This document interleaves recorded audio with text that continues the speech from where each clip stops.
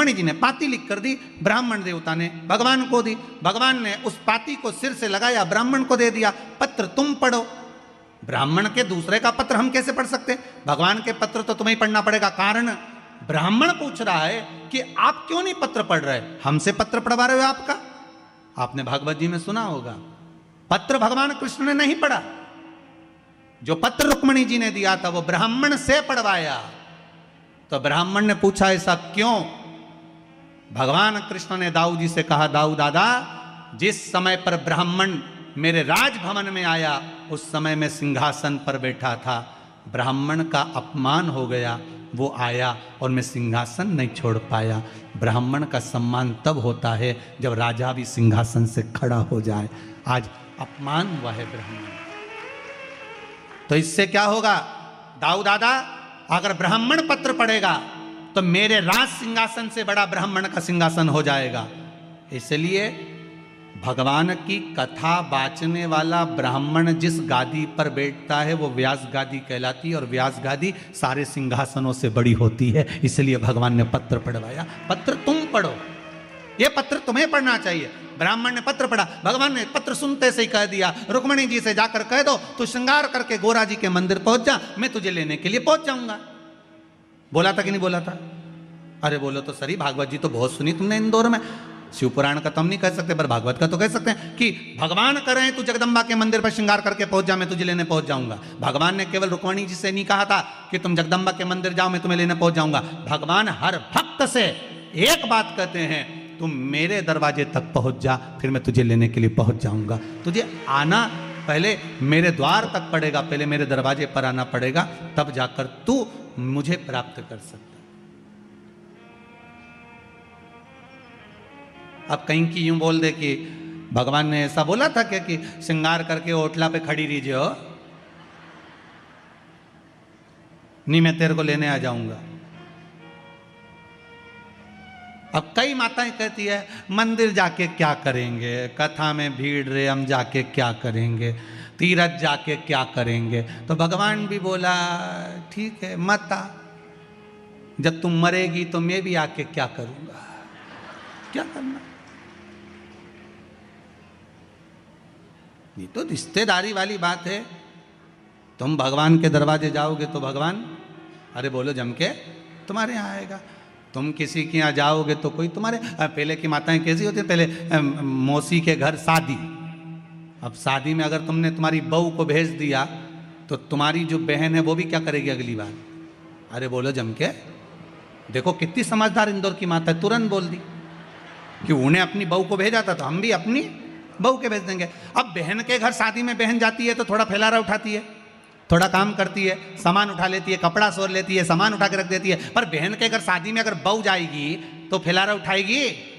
वो तो denting painting करके और कुर्सी पे आराम से बैठ जाएगी, सामान पड़ा पड़े रहने दो, मौसी सास की आई। उसी तरह भगवान की कथा कहती है कि भगवान की कथा में आप जाओगे तो भगवान भी अंतिम समय में आपके दरवाजे पर आएगा। और अगर आप भगवान की कथा में नहीं पहुंचे और तुमने कहा बहू से कह दिया तू चली जा, तो भगवान भी आखिरी में कह देगा यमराज तू चले जा, जा। भगवान काय को छोड़ेगा। और रुक्मिणी को लेने के लिए भगवान आए थे तो रुक्मिणी को गोदी में ले गए थे। जब मेरा भगवान आता है अंतिम समय में लेने तो आपको गोदी में लेकर जाता है, और वो काला BI ब्लैक कलर की स्कॉर्पियो लेके आता है। कौन? झमके तो बोलो, यमराज। वो के पास में वाइट कलर की टवेरा नहीं है, उसके पास तो ब्लैक कलर की स्कॉर्पियो है। और ब्लैक कलर की स्कॉर्पियो लेके आए, न पाड़ा पे बैठ के, न मूंछ पे ताव दे के आए, न पाड़ा की पूछड़ी से बांध के दोस्ता दोस्ता ले जाए। फिर तो रोए रामेती भाई, रोए कमला भाई, रोए और हमारी दशा बिगाड़ दी। तो पूरा मोहल्ला का लोग बोले कथा में नहीं गई थी इसलिए हम दशा बिगड़ गई, अगर पहुंच गई होती तो वाइट कलर की टवेरा आती, मेरा महादेव लेकर आता और बिठा कर ले जाता, और ब्लैक कलर की स्कॉर्पियो पे जा रही है बैठी। यमराज बनावे बंदी और काया हो गई गंदी, मेरे प्राण छूटे भोलेनाथ तो तुम नंदी लेकर। अंतिम समय परमात्मा आए, उसको बुलाने के लिए प्रयास हमें करना पड़ेगा। आप बुलाओगे तो आएगा ना, उसको बुलाओ। अब सती मैया को लगा मुझे जाना चाहिए, सती मैया पहुंच गई। और जैसे ही माता सती गई, यज्ञशाला में पहुंची, देखा ठाट बाट सब, पर सती मैया का कोई सम्मान नहीं हुआ, आदर नहीं हुआ, क्रोध आ गया। एक गलती माता सती ने कर दी, बहुत बड़ी गलती थी माता सती की, कि वो यज्ञ की अग्नि में कूद कर समाप्त हो गई। काय में कूदी है? यज्ञ की अग्नि में कूदी। बस ये गलती माता सती ने कर दी। और देखो वही बात आ गई ना, थोड़ी सी देर में चक्कू कोपा, भुगतना लंबा पड़ा, थोड़ा सा पाप कर्म करा, भोगना लंबा पड़ा।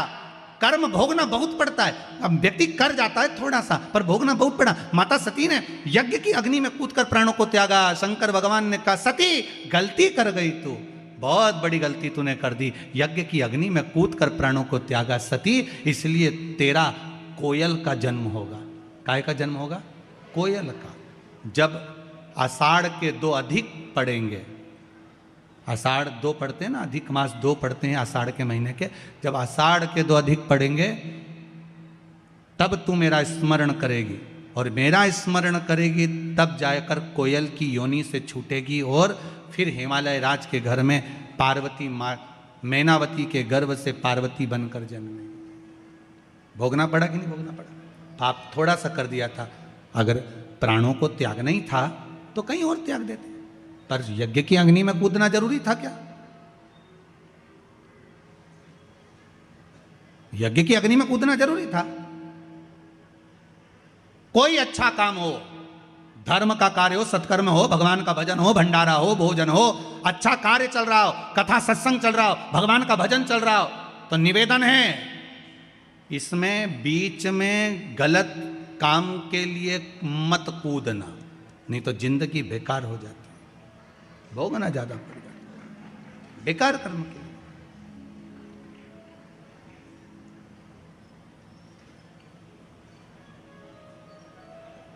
बाबा से बस एक निवेदन, हमारे कर्म हमें सुधारना। जब भाव शुद्ध हो तो क्यों ना मिले। 3 बजे कथा चालू हुई थी, ये जितने खड़े हैं आस पास इधर उधर, 3 बजे से कथा चालू हुई तो कम से कम 2:30 बजे से 2 बजे से खड़े होंगे। सही है कि गलत है? और बल्कि पहले से ही खड़े होंगे। जब से 6 बजे तक कथा जब तक चलेगी, 6 सवा 6 बजे तक, तब तक खड़े।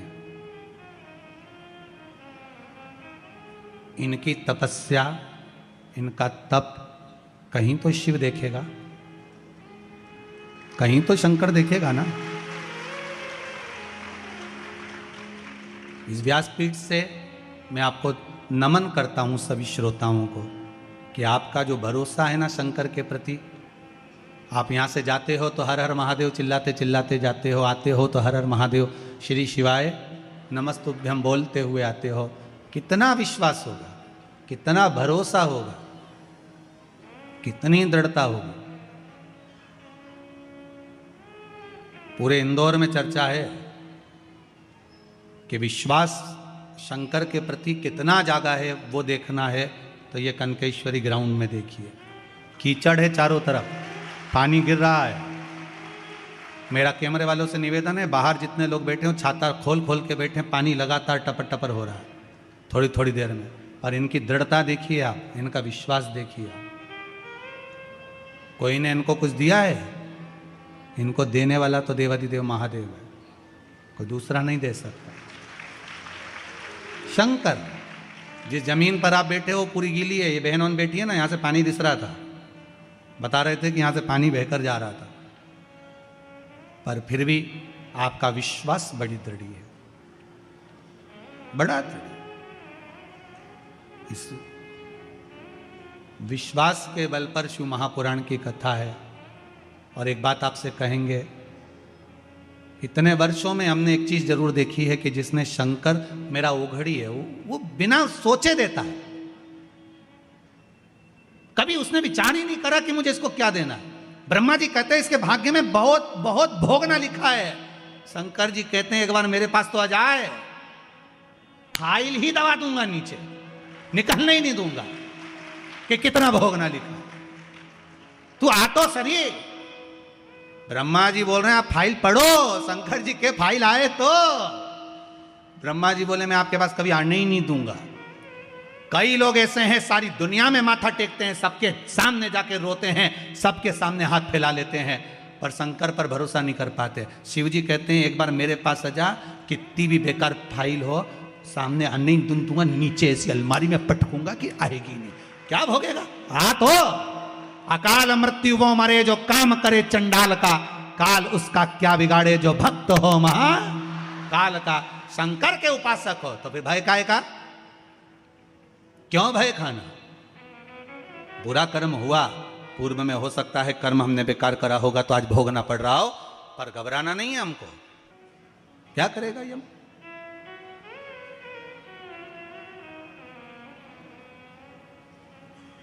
विश्वास की जागरूकता, और जब विश्वास पूर्ण तरह से प्रबल हो जाए तो भगवान भी खड़ा रहता है। महाराज शिव महापुराण की कथा कह रही है, सती आप कोयल का जन्म लोगे। आंखों से अश्रु थे,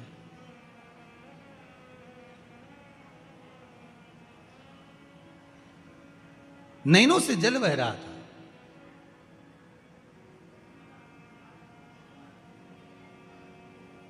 लोग कहते हैं पति के जाने के बाद पत्नी की दशा बेकार हो जाती है, बेधव्य हो जाती है, तो दशा बिगड़ जाती है।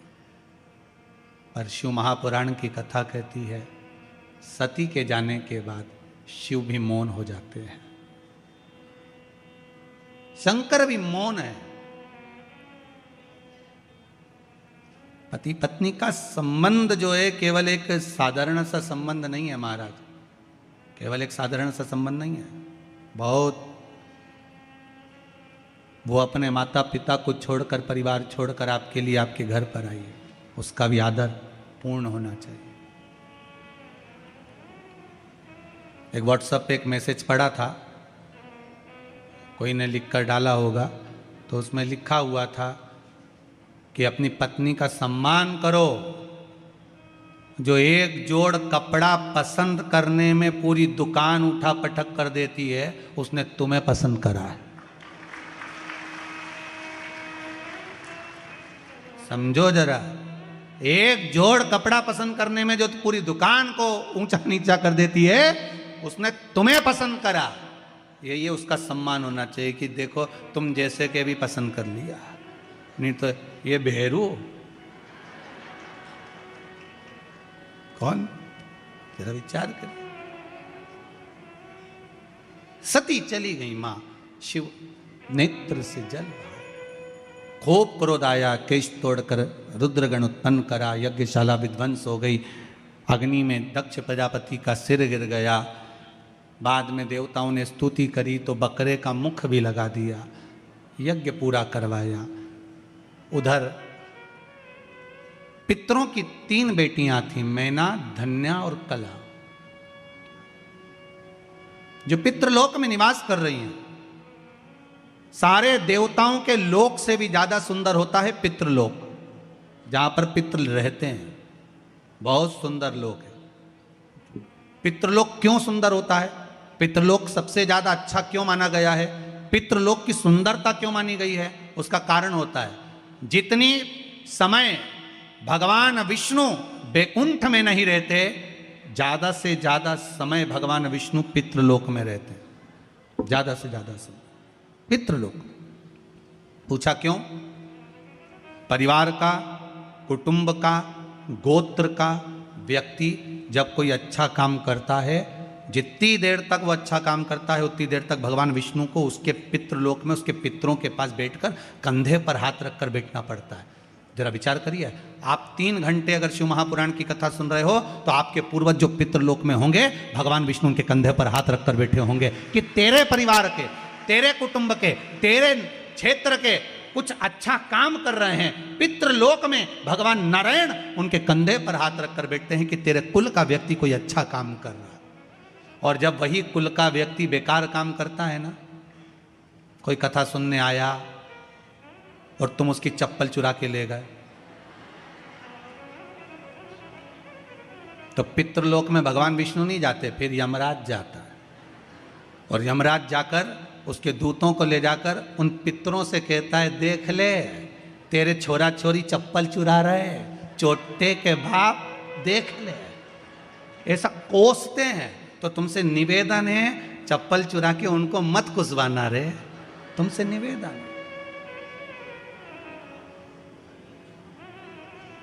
गंगा नहाने जाओ ना हरिद्वार में, तो वहां पे लोग भगवान का भजन करने जाते हैं और कई कई लोग ऐसे आते हैं कि इनने कपड़ा उतारा, बेग धरा, ये करे गंगे हर, हम इनसे करें नंगे हर। ऊपर से देवता उन भी सोच रहे, बताओ बेचारा अपने पूर्वजों को तारने के लिए आया था, उसने तो अपने पूर्वज तार दिए और इन्होंने सामान चुराकर इनके पूर्वजों को धिक्कार दिया। ऐसा गलत काम कभी मत करना हो, कभी जिंदगी में मत करो। ये होता है कई बार। एक बार एक जगह कथा करने गया, एक माता जी की चप्पल कोई चुरा के ले गया। माता जी बड़ी रोती रोती आई और बहुत गुस्से में आके बोली, गुरुजी बताओ हमारी तो कोई चप्पल ले गया। तो हमने कहा अच्छा है, तुम्हारा काल था, कोई उठा के ले गया, टेंशन खत्म। फिर तुमने क्या करा, हम दूसरे की ले गए। हमने कहा बहुत अच्छी बात है, जाओ तुम जाओ। होता है कई बार लोगों की दशा। एक व्यक्ति मंदिर गया, मंदिर में जाके भगवान के मंदिर में चप्पल उतार के जो अंदर गया दर्शन करने, चप्पल गायब हो गई। चप्पल गायब हो गई तो गुस्से में आ गया, अपने दोस्त से बोलता है, बताओ इतना वीआईपी मंदिर है और चप्पल चली गई हमारी, अब क्या करें। मंदिर वीआईपी हो कितना भी हो, पर चप्पल से कोई मंदिर का क्या ठेका। तो रुक, मैं अब भी आता हूं। कहां जा रहा है, जरा भगवान से जाकर झगड़ा करके आता हूं कि तुम्हारे मंदिर से हमारी चप्पल गई। वो अंदर गया, जैसे ही अंदर गया वापस बाहर आ गया। दोस्त ने पूछा कुछ बोला क्यों नहीं, तो कि भगवान की तो कोई खुद ले गया, वो तो नंगे पैर खड़े थे। मंदिर में जो मूर्ति होती है कौन सी चप्पल पहनी हुई होती है। भगवान मूर्ति के रूप में प्रेरणा देते हैं कि हमारे मंदिर में आओ तो चप्पल पहन के मैं, हमारी तो खुद नहीं है। तुम अपने घर घर छोड़ के आओ, टेंशन लेके आओ काहे को हमारे पास में। हम तो टेंशन मुक्त करते हैं, चिंता मुक्त। चिंतन करो शिव का, भजन करो भगवान। मैना धन्या कला पितृलोक में रह रही थी। सनकादि ऋषियों का आगमन था। सनत कुमार बैठकर तप कर रहे थे, साधना कर रहे थे। तीनों की तीनों निकल कर जा रही थी। इनके लहंगे में कुछ झामर झुमके लगे हुए थे, कुछ रतन लगे हुए थे। वो रतन लगे हुए जब निकल कर जा रहे थे, वो रतन लगा हुआ जो लहंगा था वो सनत कुमार की जंघा से लग गया। जंघा से लगा, खरोच पड़ गई। खरोच पड़ी, इतने में सनत कुमार को क्रोध आ गया। मैना धन्या कला, तुम तीनों संतों का अपमान करी हो, हम तुम्हें श्राप देते हैं कि तुम पितृलोक छोड़कर मृत्युलोक में जाओ।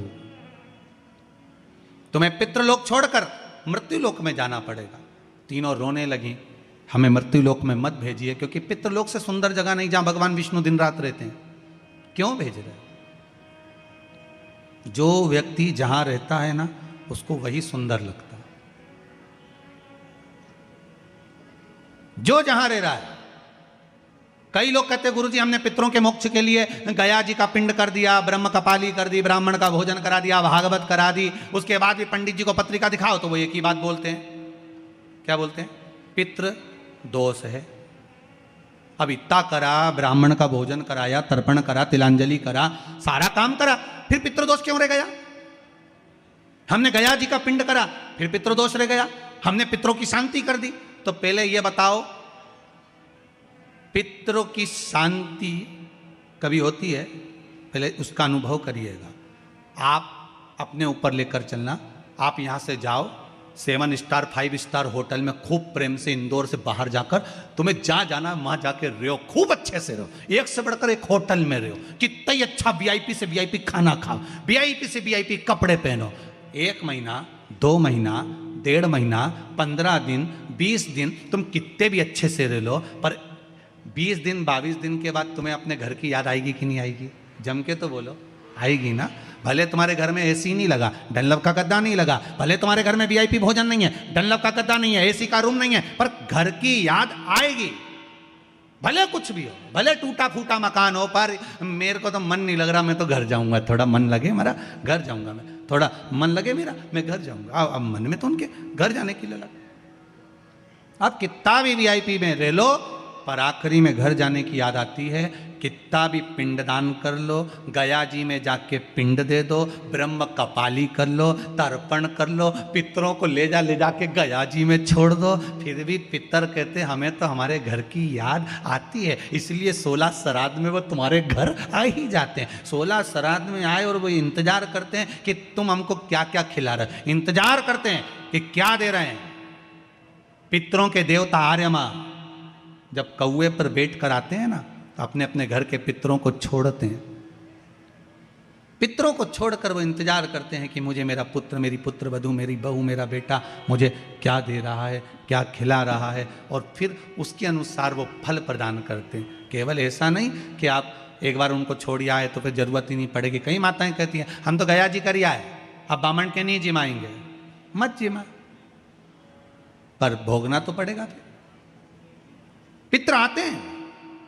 जैसे आप कहीं पर भी जाकर रह लो, आपको आपकी घर की याद आएगी। 1 महीने में, 2 महीने में, 15 दिन में, 20 दिन में याद आती है। उसी तरह पितरों को कहीं पर भी रह ले, एक बार साल भर में एक बार आपके दरवाजे पर जरूर आते हैं। उसको भाग देना चाहिए, उनको भाग प्रदान करो। बोलेंगे महाराज मैना धन्या कला रोने लगी, हमको क्षमा कर दो। सनत कुमारों ने कहा हम आपको वर प्रदान करते हैं, आशीर्वाद देते हैं, हम आपको वर देते हैं। मैना धन्या कला, आप तीनों मृत्यु लोक में जाओगी और मृत्यु लोक में जाकर आपके यहाँ पर 3 देवियाँ आप तीनों के गर्भ से प्रकट होंगी। 3 देवियाँ, 3 देवियाँ आप तीनों के गर्भ से प्रकट होंगी। मैना के गोद में पार्वती जी आई, धन्या सुनैना बनी जिनकी गोद में सीता जी आई, कला कीर्ति बनी जिनकी गोद में राधा जी आई। ये तीनों 3 देवियां बनी। मैना धन्या कला तीनों निवास करी। समय आया, माता मैनावती के गर्भ से पार्वती जी का जन्म हुआ। हिमालय राज की नगरी आज आनंदित हो गई। बेटा 1 कुल को तारता है, बेटी 2 कुल को तारती। एक बार बेटा अपने माँ बाप को दुखी देख सकता है, पर बेटी कभी अपने माता पिता को दुखी नहीं देख सकती। वो बेटी हो, नहीं देख सकती। मेरा एक निवेदन सबसे रहा है, पहले से भी करना, आज भी करता हूं। मां अहिल्या शिव महापुराण की कथा चल रही है, इसमें एक निवेदन करूंगा। आप अपनी बेटी को खूब पढ़ाओ, अच्छे से अच्छे कॉलेज में पढ़ने भेजो, अच्छे से अच्छे स्कूल में पढ़ने भेजो। और मेरा बेटियों से निवेदन है, तुम्हारे पिता तुम्हारे लिए अपनी जान निकाल के रख देते हैं, वो कभी मना नहीं करते कि तू कैसे कपड़े पहन रही है। उसको विश्वास है कि मेरी बेटी पढ़ रही है, मेरी बेटी को मैंने कॉलेज भेजा है, मेरी बेटी को मैंने स्कूल भेजा है। एक बाप अपने बेटे की पढ़ाई पर जितना ध्यान नहीं देता, उतनी अपनी बेटी की पढ़ाई पर ध्यान देता है। 94 तरह के नरक होते हैं, उसमें एक नरक होता है, गरुड़ पुराण में लिखा है, जो कन्यादान से मुक्त होता है। कन्यादान से मुक्त होता है। 94 तरह के नरक में एक नरक ऐसा होता है, जब तक बाप के घर में अगर बेटी का जन्म हुआ है और बाप अगर उस बेटी का कन्यादान नहीं करता, तो बाप को 94 की 94 नरक कई बार भोगना पड़ते हैं। तो मेरा बेटियों से एक निवेदन है, तुम्हारे पिता ने तुमको पढ़ाया, तुम्हारे पिता ने तुम्हारा पालन करा, तुम्हारे पिता ने कभी तुम्हें टोका नहीं, तुम्हारे पिता ने कभी तुम्हें रोका नहीं। बस निवेदन इतना सा है बेटियों से कि अपने पिता को कन्यादान का मौका जरूर देना, यहाँ वहाँ मत चली जाए। अपने बाप को, अपने पिता को कन्यादान का मौका जरूर देना। किसी के बहकावे में आकर, किसी के फुसलाए में आकर, किसी के कहने पर आकर आप किसी के साथ जाने का प्रयास मत करना। कितना भी प्रेम किसी से हो जाए, आखिरी में कह देना कि मेरा पिता कहेगा शादी नहीं करूंगी, मेरा पिता कहेगा कन्यादान का मौका जरूर दूंगी मैं अपने बाबुल को। 94 तरह का नरक मेरा बाप भोगे, ये मैं नहीं देख सकती। ये बेटी की मर्यादा है। आज के जमाने में अनेक धर्म के लोग हमारे हिंदू धर्म की बेटियों को बहला रहे हैं, फुसला रहे हैं, अच्छा अच्छा आकर्षण दिखा रहे हैं, और बेटियां उनके कहने में चली जा रही हैं। मेरा बेटियों से निवेदन है, अपने बाप को नरक मत भोगने देना। 94 तरह का नरक बाप ना जाने कितनी बार भोगता है। हर किसी की यहाँ बेटी का जन्म नहीं होता।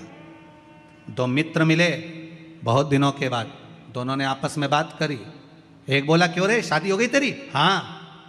हो गई शादी? हाँ। तो तेरी हो गई? हाँ। कितने बच्चे तेरे? मेरी 2 लड़कियां हैं, ये मेरे साथ में खड़ी हैं। और तेरी शादी हो गई? हो, मेरे 2 बेटे हैं। 2 बेटे? अरे वाह, अच्छा हुआ भगवान ने मुझे लड़की नहीं दी, अच्छा हुआ मुझे भगवान ने बेटी नहीं दी। कहाँ ध्यान रखता है, स्कूल छोड़ने जाओ, कॉलेज छोड़ने जाओ, उसका ध्यान रखो, शादी करो, ब्याह करो। अच्छा है मेरे घर में 2 बेटे हैं, ध्यान देने की जरूरत नहीं पड़ती, कम से कम बेटे तो हैं घर में। बेटी का जो बाप अपनी बेटियों के हाथ पकड़ा था, उसकी आंख में आंसू ढलने लगे कि मेरे घर में बेटा नहीं, मेरे घर में बेटियां। रो रहा था। एक बेटी ने अपने पिता का मुख देखा, सामने वाले अंकल का कुर्ता खींचा, अंकल का कुर्ता खींच कर कहा, अंकल आप कहते हो कि अच्छा हुआ भगवान ने आपको बेटी नहीं दी? अंकल मैं कहती हूं भगवान बेटी हमेशा भाग्य वालों को देता है, तेरे जैसे खोखले को नहीं देता। जो अपनी बहन बेटी को कभी एक साड़ी नहीं देता, कभी अपनी बहन बेटी को सामान नहीं देता, जैसे जैसे नंदे घर में आती हैं, बहन बेटी घर में आती हैं, तो भाभियों का मुंह भगोना हो जाता है। तो ऐसे के घर में कौन लड़की देगा? कौन दे बेटी? भगवान भी सोच समझ के बेटी देता है। कई कई करोड़पतियों के यहाँ इतना पैसा, लोग कहते हैं इसके घर में बेटी हो जाती है, उसके घर में बेटा हो जाता है। और कई कई ऐसी हैं जो बेचारा ठेला चला रहा है, उसके घर में 2-3 लड़कियां हो जाती हैं। क्यों? कारण क्या है? भगवान ने उसको कन्यादान का मौका नहीं दिया, क्योंकि भगवान जानता है कि 94 नरक भुगताना है। और एक गरीब ठेला चलाने वाले के घर में 3-3 लड़कियां इसलिए दे दी क्योंकि इसको अब मुक्त कर देना है, इसको बैकुंठ तक पहुंचा देना है। कन्यादान करने वाला 94 नरकों से मुक्त हो जाता है। जिन जिन के घर में बेटियां हो उनके चरण छूकर मैं प्रणाम करता हूं। धन्य है आप, आपके घर में बेटी का जन्म हुआ। साधु वादता है आपको, धन्यवाद। बेटी जन्मी, हिमालय राज आज प्रसन्न है जिनके घर में बेटी का जन्म हुआ है। बड़े खुश होना बेटी के जन्म पर, बड़े आनंद में रहना। मेरे घर में बेटी हुई है, उसके बराबर कोई सुख नहीं। और बेटियों से निवेदन है कन्यादान का मौका जरूर देना, बहलाने फुसलाने में मत आ जाना। कह देना साहब मेरा पिता है, उससे कन्यादान करवाऊंगी मैं। कन्यादान हो मेरे पिता। अब देवऋषि नारद आ गए, उन्होंने थोड़ा सा भाग्य का वर्णन कर दिया। बड़ा सुंदर वर्णन किया। इनको जो पति मिलेगा नग्न वेशधारी, भस्म जमाने वाला, जटाजूट बांधने वाला। मैनावती के गर्भ में गोदी में जो कन्या है उसको देखकर मैनावती रोने लगी, ऐसी बेटी क्यों दूंगी मैं ऐसी जगह पर। जो भाग्य में लिखा है उसे कोई टाल सका है? तुम कितना बदलोगे, कितना बदलोगे? आप पढ़ा सकते हो, लिखा सकते हो, आप डॉक्टर बना सकते हो, आप कलेक्टर बना सकते हो, आप एसपी डीएसपी बना सकते हो, आप सब कुछ बना सकते हो अपने बच्चों को, पर उनका भाग्य नहीं बना सकते। भाग्य तो भगवान लिखकर भेजता है, भाग्य वो लिखता है।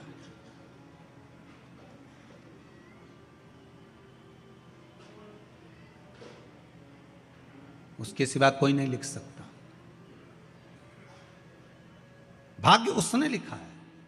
आप बनाओ, डॉक्टर बनाओ, कलेक्टर बनाओ, एसपी बनाओ, डीएसपी बनाओ, सीए बनाओ, इंजीनियर बनाओ, पढ़ाओ, खूब पढ़ाओ, खूब पढ़ाओ, पर भाग्य नहीं बना सकते। भाग्य तो उसने बनाया। कितना बनाया, कैसा बनाया, सुख लिखा कि दुख लिखा, ये उसके हाथ में।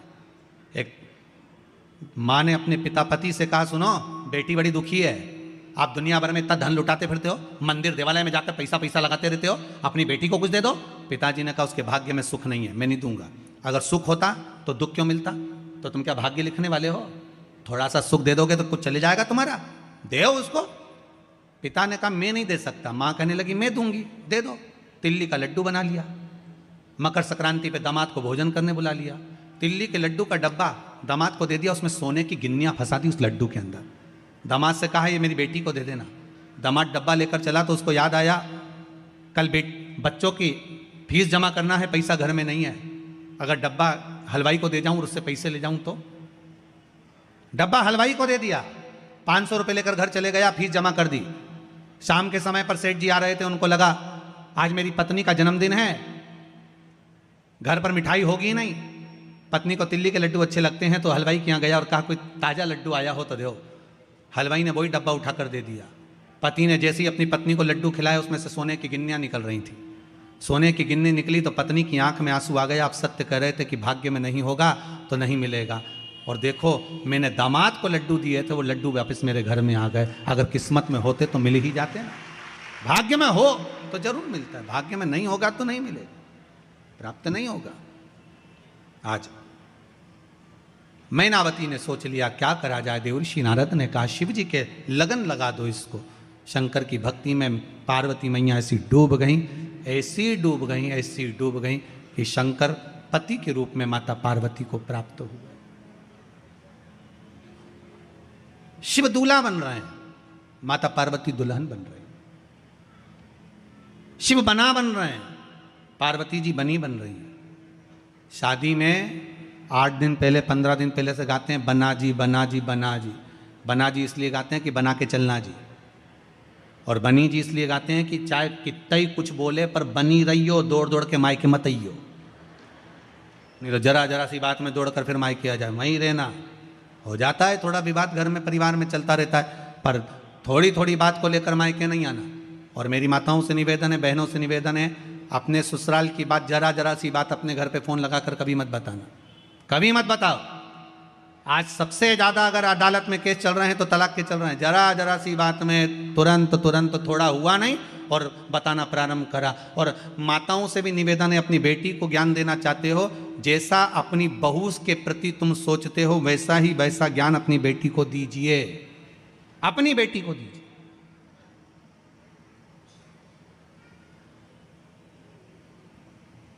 थोड़ा सा अच्छा बनाने का प्रयास करिए। भाग्य में लिखा है, सुख लिखा होगा तो सुख मिलेगा। मान लो एक जगह तलाक हो भी गया, दूसरी जगह शादी करोगे, फिर दुख लिखा होगा तो क्या कर लोगे? भाग्य में जो लिखा होगा वो तो भोगना ही है।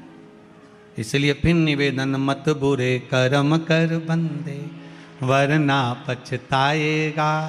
भगवान की आंखों से तू बच नहीं पाएगा, तू बच नहीं पाएगा। अरे ओ अज्ञानी मत करना, बचना मुश्किल है।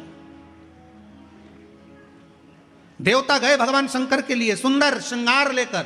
बाबा भोलेनाथ जी बोले मैं श्रृंगार खुद कर लूंगा। सुंदर सुंदर रथ लेकर गए, बाबा बोले मैं खुद रथ पे बैठ जाऊंगा, मुझे नहीं चाहिए। अच्छे अच्छे लग गए तैयार करने के लिए, बाबा कहे मेरा तैयार मैं खुद कर लूंगा।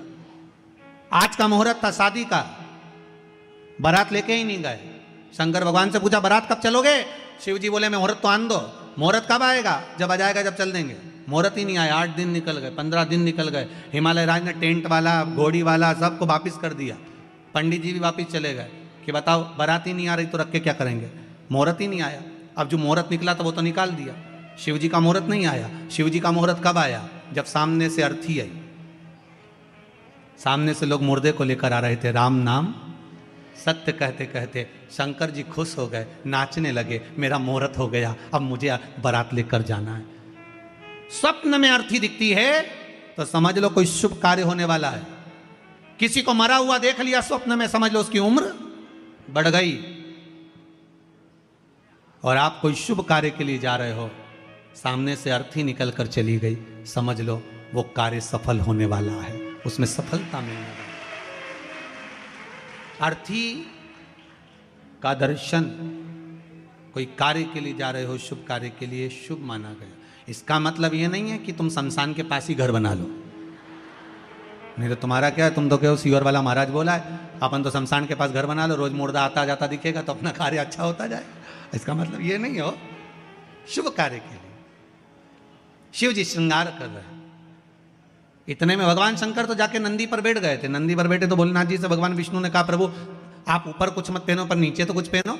एक आसन पर भगवान भोलेनाथ जी बैठे थे, शिव जी ने कहा इसी आसन को मान लेता हूँ, बांधा खुल गया, फिर बांधा फिर खुल गया। आसन तो आसन था, खुल रहा था तो शंकर जी ने अपने गले में से सांप को उठाकर नीचे बांध लिया, बांध कर नंदी पर जाकर बैठ गए। नंदी पर बैठे तो उल्टे बैठे, नंदी का मुख उधर था, शिव जी का मुख इधर था। इंद्रदेव ने शंकर जी से जाकर पूछा, भोलेनाथ जी आपकी शादी हो रही है, दूल्हा हमेशा सीधा बैठता है, आप उल्टे क्यों बैठे हो? शंकर भगवान बोले हमारा कोई बाप नहीं, हमारा कोई भाई नहीं, बारात कैसे देखेंगे? आगे से नंदी देखेगा, पीछे से हम देखेंगे, इसलिए उल्टे बैठे, नंदी पर औंधे बैठे। और जो बारात चली और देवताओं ने शहनाई बजाना प्रारंभ करी, जैसे ही शहनाई बजाना प्रारंभ करी तो जो आसन पे बंधे हुए थे महाराज वो भी डोलने लगे। जैसे ही डोलने लगे तो पुंगी बजाने वालों ने जैसी शहनाई बजाई, बाबा का आसन फिर खुल गया। ब्रह्म देवता नाचते नाचते आकर बोले प्रभु प्रभु प्रभु। भोलेनाथ जी बोले क्या हो गया? आसन फिर खुल गया। शंकर भगवान ने सांप को फिर लपेटा, चुपचाप लपेटा, क्यों खुल रहा है बार बार? सांप बोला प्रभु आपकी शादी है, आदत से छूट नहीं सकता, ये पुंगी बजाते हैं और मेरे को जब तक नाचू नहीं आनंद नहीं होता है। उज्जैन में वो घोड़ा गाड़ी चले ना, तांगा, उज्जैन में सवारी बैठ गई तांगे में, तांगे वाला सवारी लेकर चला स्टेशन की, सुबह सुबह का समय। अब वो तांगा चलाने वाला की जो तांगा था, घोड़ा गाड़ी थी, वो थोड़ी देर बाद रुक जाए, तांगे वाला नीचे उतरे, नाचे, फिर गाड़ी में बैठे तांगे में, फिर चले, फिर वो घोड़ी रुक जाए, फिर चले। अब जो बैठे बेचारे स्टेशन जाने वाले, उनकी ट्रेन नहीं छूट जाए, तो उन्होंने पूछ लिया भैया ये पागलपंती क्यों करे बार बार बार बार? नीचे उतरे ने, नाचे ने, फिर आगे बढ़े। उसने कहा जीजी जो बारात की घोड़ी थी वो तांगा में आ गई और तांगा की घोड़ी घर रह गई। अब जब तक नाचो नहीं तब तक आगे बढ़े नहीं, क्योंकि वो आदत, अब उसकी आदत थी वो घोड़ी की, जब तक वो दो चार के देख नहीं ले तब तक दो कदम चले नहीं, तो बेचारा तांगे वाले ही उतर के नाच रहा। अब जैसे ही ये पुंगी बजाए, शहनाई बजाए और बाबा खुल के बैठ जाए। अब भोलेनाथ जी ने उसको फिर बांध लिया और थोड़ी देर बाद फिर खुल गया। इंद्रदेव ने ब्रह्मा जी से कहा बारात अच्छी नहीं लग रही, आप आमंत्रण करें। शिव जी से कहें जैसे शंकर जी वैसी बारात होना चाहिए। शंकर भगवान ने डमरू खड़का दिया, डाकनी पुसाचनी भूत चुड़ैल भयंकर आ गए, सब नाचने लगे। आगे आगे 33 कोटि देवता, पीछे डाकनी पिशाचनी भूत चुड़ैल, इतने भयंकर भयंकर रूप रख के आए जिनका वर्णन नहीं, ऐसा रूप रख के आए, सब नाचने लगे। इंद्रदेव ने ब्रह्मा जी से पूछा, ब्रह्मदेव आगे आगे जो देवता नाच रहे हैं, कोई तो कत्थक कर रहा है, कोई भांगड़ा कर रहा है, कोई गरबा कर रहा है, पर ये भूत चुड़ैल नाच रहे हैं, इनके नाचने का समझ में नहीं आ रहा है, ये कैसे नाच रहे हैं? इनके नाचने का कोई नाम है क्या? ब्रह्मा जी बोले चिंता मत करो, लोग इसे कलयुग में डिस्को कहेंगे, कलयुग में लोग इसको डिस्को कहेंगे। समझ में नहीं आता, ऐसे हाथ पटकते जैसे ततैया छा गया, कहीं कहीं का तो जमीन पे सो जाए, ऐसा लगे जैसे मिर्गी आ गई बापड़ा के।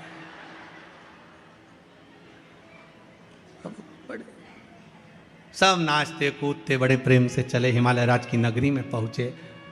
शिव जी के विवाह में और राम जी के विवाह में अंतर है। राम जी की शादी में सबसे पहले भांवर डली थी, फिर भोजन हुआ था। शंकर जी की शादी में सबसे पहले भोजन हुआ था, फिर भांवर डली थी। एक तरफ 33 कोटि देवता बैठ गए, दूसरी तरफ भूत चुड़ैल बैठ गए। पत्तल लगाने वाले आए, इधर लगा कर गए, इधर आए। एक के 12 मुंह थे, उससे पूछा दादा कौन से मुंडा से खाएगा, पत्तल कहाँ रखूं बता। उसने कहा 12 ही रखो, 12 पत्तल रखी। और आगे गए, एक का मुंह आगे भी था पीछे भी था, उससे जाके पूछा तू कैसे खाएगा, उसने कहा पीछे भी रखो, एक पत्तल पीछे रखी। और आगे गए, एक का मुंह ही नहीं था, गला ही गला था, उससे पूछा दादा तू कैसे खाएगा, उसने कहा बाल्टी में लाता जाओ कूड़ता जाओ, बाल्टी में लाता जाओ कूड़ता। परसगारी करने वालों के पसीने छूट गए, परसगारी करने वालों के पसीने छूट गए, जैसे अभी यहां पर भी छूट जाते हैं पूड़ी और सब्जी बांटने।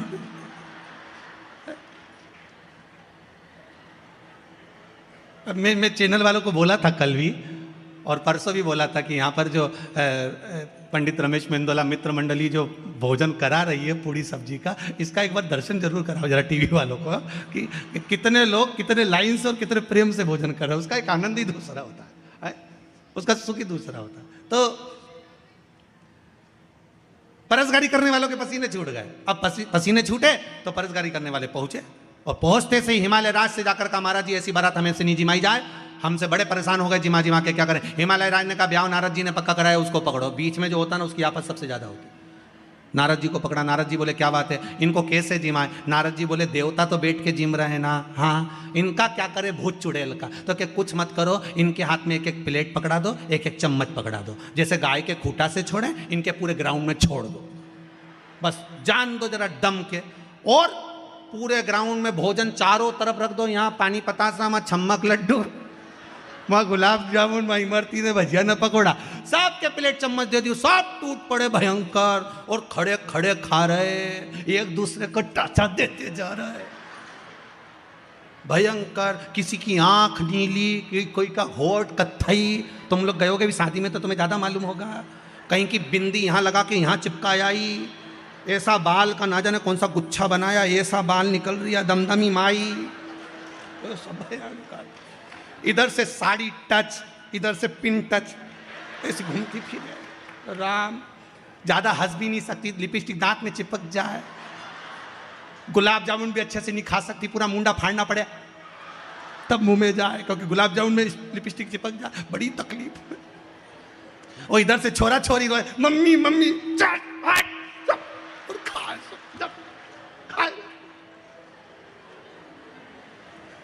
और खा पी के सबसे पहले जो गाड़ी में बैठी, सांस की चैन की, दादा अखाड़े में से बाहर आ गए, राम जी चैन की नींद सोए।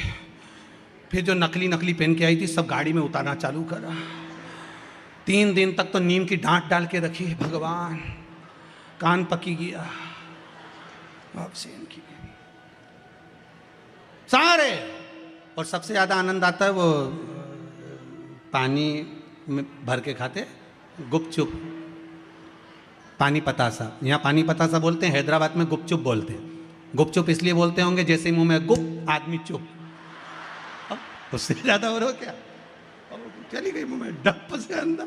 सबसे ज़्यादा आनंद आए, और उसी के पास भीड़ ज़्यादा, सबको भिखारी जैसा कटोरा पकड़ा दे, दो ना लेते जा, भैया भैया भैया दे दे। और बापड़े को गर्मी अलग लग रही, खुजाल अलग चल रही, ले खा ले